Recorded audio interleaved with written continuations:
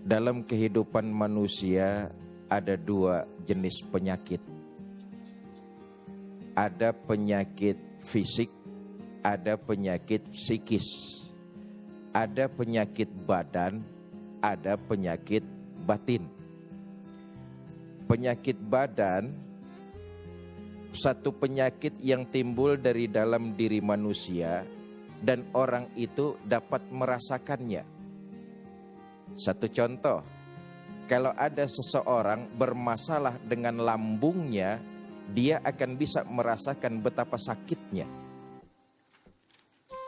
Kalau ada orang bermasalah dengan giginya, dia dapat merasakan betapa sakitnya. Itu disebut penyakit badan. Satu penyakit yang timbul dari dalam diri seseorang dan dia dapat merasakannya, disebut penyakit badan. Ada lagi penyakit batin, penyakit hati. Apa itu? Sesuatu penyakit yang timbul dari dalam diri manusia, tapi ia tidak bisa merasakannya. Bahkan orang lain, justru orang lain yang bisa merasakan bahwa dia punya penyakit batin, penyakit hati. Aneh bin ajaib. Penyakit itu muncul dari dalam dirinya, tapi dia tidak merasakan. Orang lain yang justru merasakan penyakit itu. Itu disebut penyakit batin. Bapak, Ibu, saudara-saudara, para pemirsa yang saya cintai. Karenanya betapa sangat bahaya penyakit batin ini. Dampaknya bukan cuma merusak dirinya, tapi juga merusak tatanan sosial yang sudah tertanam rapi di tengah-tengah masyarakat. Jauh lebih itu merusak nilai-nilai keyakinan agamanya sendiri. Na'udzubillah, summa na'udzubillah.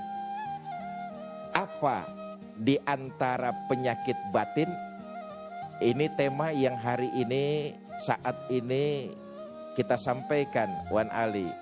Di antara sekian banyak penyakit batin, penyakit hati, yaitu sifat iri dan dengki.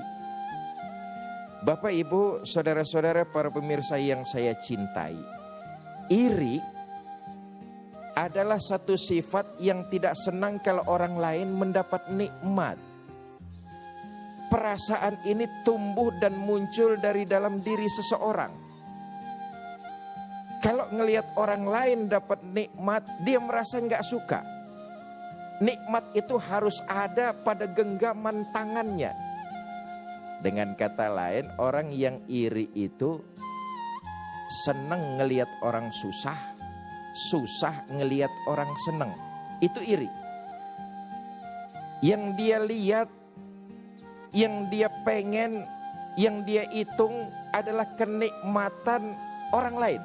Sementara dia nggak sadar betapa banyak nikmat yang sudah Allah berikan kepada dirinya. Tapi nikmat orang saja yang selalu dihitung-hitung. Dan tadi di awal saya katakan, penyakit hati yang bersifat iri ini sangat merusak diri sendiri. Orang yang punya penyakit hati, penyakit iri nih, hidupnya penuh dengan kecurigaan yang membawa dia pada kesengsaraan. Sebab yang dia lihat, yang dia cari informasinya adalah orang lain. Memang ya, iri ini lebih, seseorang punya sifat iri biasanya muncul dari orang-orang terdekatnya. Sifat iri ini muncul dari orang-orang terdekatnya. Makanya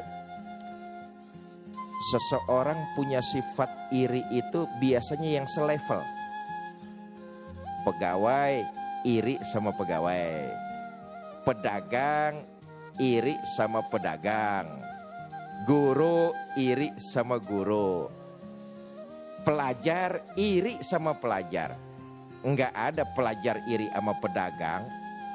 Enggak ada tukang bakso iri sama tukang tempe. Biasanya sifat iri itu muncul dengan yang selevel.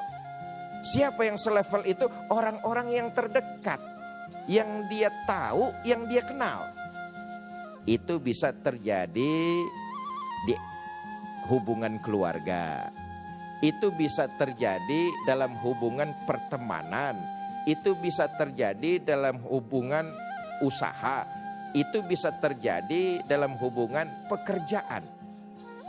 Misalnya dalam hubungan pekerjaan, dalam satu kantor ada temannya dipromosikan untuk naik ke jabatan, sesuatu jabatan.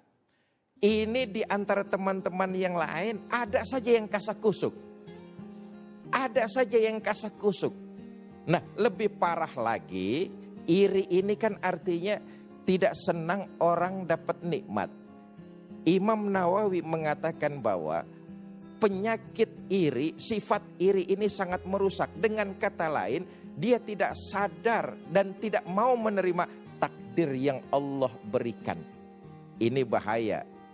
Sebab Allah akan murka kalau hambanya tidak mau menerima ketetapan yang sudah ditentukan oleh Allah.